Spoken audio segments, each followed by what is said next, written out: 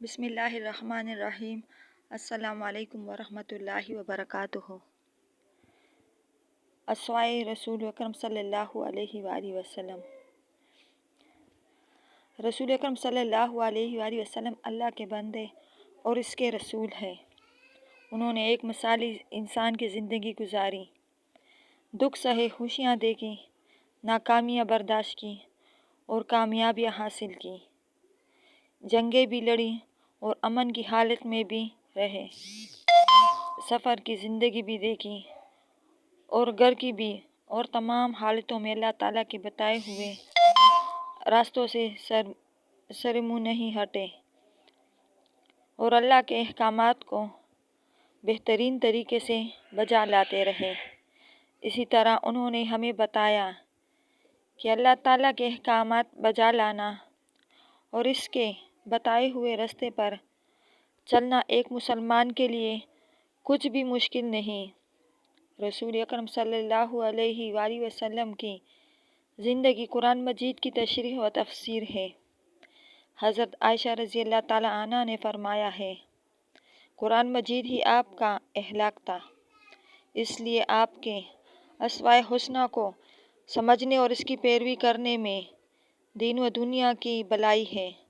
قرآن میں ارشاد ہے، تم لوگوں کے لیے رسول اکرم صلی اللہ علیہ وآلہ وسلم کی زندگی میں بہترین نمونہ ہے۔ اسوائے حسنہ کی تفصیلات سیرت کی کتابوں میں موجود ہے، جو اس مختصر باب میں نہیں سما سکتی۔ البتہ ہم حضور صلی اللہ علیہ وآلہ وسلم کے اخلاق کے مبارکہ میں سے چند ایک کا ذکر کرتے ہیں۔ رحمت للعالمین، اللہ تعالیٰ نے رسول اکرم صلی اللہ علیہ وآلہ وسلم کو تمام جہانوں کے لیے رحمت بنا کر بھیجا۔ ہم نے آپ کو تمام جہانوں کے لیے رحمت بنا کر بھیجا ہے۔ آپ نے دنیا کو اللہ تعالیٰ کا پیغام پہنچا کر اس کے عذاب سے بچایا، ایک اللہ کی عبادت اور اس سے محبت سکھائی، اور ایک ایسا نظام زندگی دیا جو انسانیت کو امن و سلامتی کی طرف لے جاتا ہے اور نوح اسلام کے لیے سراسر رحمت ہے۔ اس طرح آپ صلی اللہ علیہ وآلہ وسلم تمام جہانوں کے لیے اللہ تعالیٰ کی رحمت ثابت ہوئے۔ آپ صلی اللہ علیہ وآلہ وسلم خود بھی رحمت اور محبت کا فکر ہے۔ تمام عمر آپ صلی اللہ علیہ وآلہ وسلم مخلوق خدا سے لطف و کرم کے ساتھ پیش آتے رہے۔ امت پر شفقت اور رحمت۔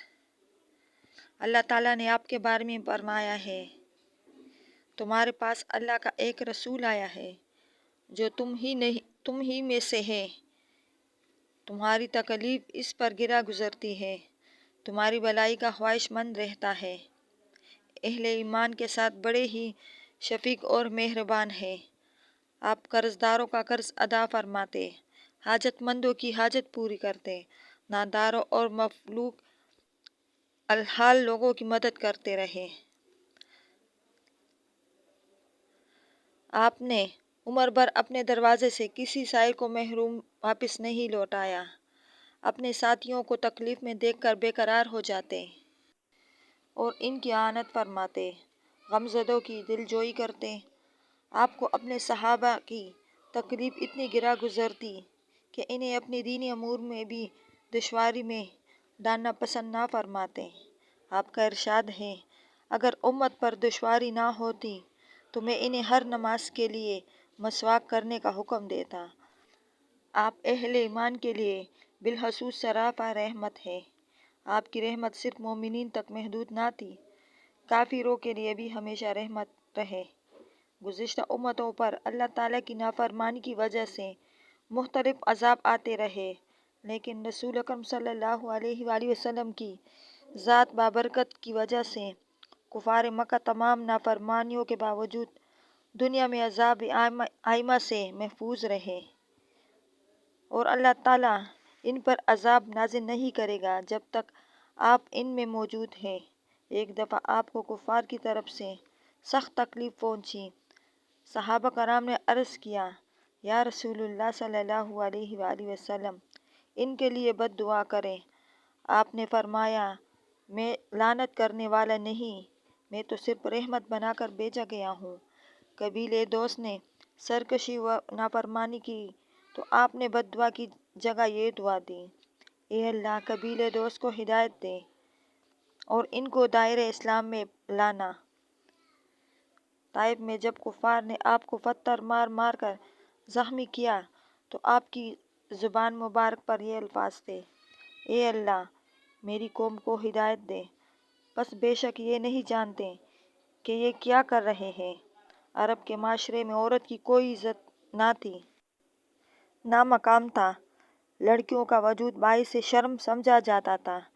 حضور نے انہیں عزت و احترام عطا کیا، ان کے حقوق اور فرائض متعین کیے اور انہیں ماں، بیٹی، بہن اور بیوی ہر حیثیت سے معاشرے میں صحیح مقام سے نوازا۔ آپ کا ارشاد ہے، جن ماؤں کے قدموں کے نیچے جنت ہے، تم میں سے بہتر وہ ہے جو اپنے گھر والوں کے ساتھ اچھا ہے۔ بچوں کے لیے رحمت۔ نبی محترم بچوں پر نہایت شفقت فرماتے تھے اور ان سے بے انتہا محبت کرتے۔ ایک دفعہ رسول اکرم صلی اللہ علیہ وآلہ وسلم حسن بن علی رضی اللہ سے پیار کر رہے تھے۔ اقرا بن حابس تمیمی بھی محفل میں موجود تھے۔ انہوں نے کہا، یا رسول اللہ صلی اللہ علیہ وآلہ وسلم، میرے 10 بچے ہیں، میں نے کبھی کسی کو اس طرح پیار نہیں کیا۔ آپ نے فرمایا، جو رحم نہیں کرتا اس پر رحم نہیں کیا جاتا۔ یتیموں اور غلاموں کے لیے رحمت۔ آپ یتیم بچوں پر بہت زیادہ مہربان تھے۔ میں اور یتیم کی نگہداشت کرنے والا جنت میں یوں ہوں گے اور اپنی دونوں انگلیاں ملا لیں۔ اسی طرح غلاموں کے متعلق آپ کا ارشاد ہے کہ تمہارے غلام تمہارے بھائی ہیں، جن کو اللہ تعالیٰ نے تمہارا ماتحت بنایا ہے۔ تم جو خود کھاؤ وہی انہیں بھی کھلاؤ اور جیسا خود پہنو ویسا ہی انہیں بھی پہناؤ اور ان کی طاقت سے زیادہ ان پر کام کا بوجھ نہ ڈالو۔ آپ کے نزدیک امیر و غریب، حاکم و محکوم، آقا و غلام سب برابر تھے۔ آپ نے ذات پات اور رنگ و نسل کے تمام امتیازات مٹا دیے۔ حضرت سلمان فارسی رضی اللہ، صہیب رومی اور بلال حبشی کی قدر و منزل رسول اللہ کی نگاہ میں قریش کے معززین سے کم نہ تھی۔ مساعدات کا عملی مظاہرہ اس سے بڑھ کر کیا ہو سکتا ہے کہ آپ نے اپنی پھوپھی ذات حضرت زینب رضی اللہ کی شادی اپنے آزاد کردہ غلام حضرت زید رضی اللہ سے کروا دی، خود اپنے بیٹھنے کے لیے الگ جگہ محسوس نہ کی۔ صحابہ کرام رضی اللہ کے درمیان بے تکلفی سے بیٹھ جاتے۔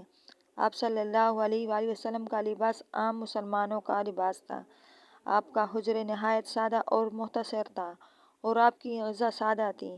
مسجد قباء اور مسجد نبوی کی تعمیر میں آپ نے صحابہ رضی اللہ کے ساتھ مل کر کام کیا۔ غزوہ احزاب کے موقع پر اپنے ہاتھوں سے پتھر توڑے اور خندق کھودی اور کسی بھی موقع پر اپنے آپ کو دوسروں سے برتر نہیں سمجھا۔ خطبہ حجۃ الوداع میں آپ نے ساری دنیا کے انسانوں کو مساعدت کا پیغام دیتے ہوئے فرمایا، اے لوگو، تم سب کا پروردگار ایک ہے اور تم سب کا باپ بھی ایک ہے۔ کوئی فضیلت نہیں عربی کو اجمی پر اور نہ اجمی کو عربی پر، نہ گورے کو کالے پر، نہ کالے کو گورے پر، سوائے تقویٰ کے۔ اللہ تعالیٰ ہمیں اور آپ کو سیدھے راستے پر چلنے کی توفیق عطا فرمائے اور شرک جیسے بڑے گناہ سے بچائے، آمین۔